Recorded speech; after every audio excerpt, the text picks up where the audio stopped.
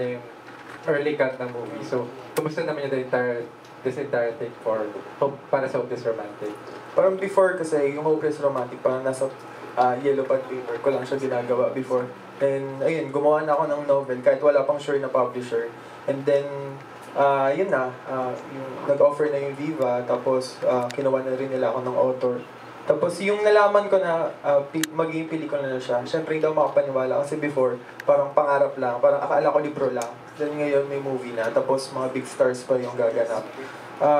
Sobrang saya and parang sobrang blessed yung nararamdaman ko. Tapos after ko mapanood yung preview, parang last week, sobrang yung lahat ng expectations ko na-exceed pa ng pelikula. And mas kilig and mas hindi ko masabi na mas maganda siya sa libro, pero kahit ako author, ang ganda eh. Ang ganda talaga ang ganda ng pelikula. Parang kahit reader ka, marami ka pang makukuha dun sa movie. Oo, sa pelikula. So, yun. Thank you din sa kila Derek, sa mga artists po. So, yun. Thank you then for giving us this kind of material that we can work on, especially with Jadine and Sina Shai and AJ, si Inigo, at si Julia. Kasi sobrang ganda nung lahat ng mga characters. Kaya nakakatuwa kasi masarap paglaruan, masarap gawin. Hindi siya parang, paano ko magagawin to? Hindi ako makarelate. Yung gano'n. Yung napanood din ni Marcelo, the preview, ay hindi pa kompleto. It was not, wala pang scoring, hindi pa final yung edit, hindi pa final yung cut, yung pati yung mga voice-overs, may mga dinagdag pa kami. So, I'm sure mas magagandahan ka pa. Mas iba pa yung experience kasi pagka kompleto na yung yung napapanood mo, di ba? May music na, yung nasa timing na yung music, ganyan. Yeah.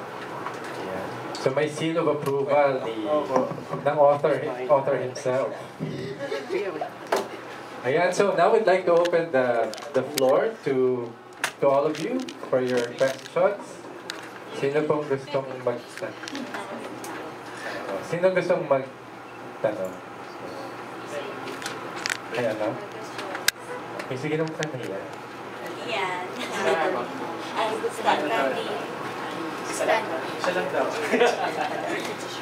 Yes. Hi, good afternoon. I'm Stanley from Reserve.com. May question na kay Marcel is that bakit pangalan mo mismo ang nilagay mo as the author? Kasi normally for a novelist, they use pseudonyms, di ba? So, how do you come up na talagang name mo ang gagawin meron? Na name mo talaga ang ibabalandra mo on your artworks? Kasi nag-start ako, online writer lang ako noong 2009. So, Marcelo na talaga namin. Hindi ko talaga inisip na magkakaroon ako ng libro. So, nagsusulat lang ako sa Facebook, sa Tumblr, nagpa-vlog lang rin ako. Tapos, ayun, nakilala na rin yung pangalan ko, so ginamit ko na siya. So, yun. Proud naman po ako sa pangalan ko. And among the characters dito sa sinulat mo, saan ka mas nakaka-relate? Kay yung kay James. Yung umaasang babalikan. Parang kasi may mga chance na may mga chance na parang gusto mong balikan yung mga masasayang experience mo dun sa tao na yun, pero wala. Parang hindi pala ganon. Hindi pala siya tulad ng libro na kaya kong baguhin yung happy ending ko. So, yun. And last one na lang. Series bang lalabas tong Hopeless na to? Po, yung para sa Hopeless Romantic, tapos pangalawa po, para sa Broken Hearted, kwento naman nilang dalawa. So, and yung third, para sa True Love. So, hindi ko pa siya nagagawa. Pero publish na yung Broken Hearted. So, yun. Thank you. Thank you. Sino pa may next? Yan. John. Ayan, ako na lang. Kasi ayaw niyo eh. Hindi. Sa akin siguro kasi ang last na na-interview ko for Jim, I think, was you guys, sir, when you were doing the show with Maricel and Ding Dong. Oh, yeah. Okay. Those were really tough actors that you worked with.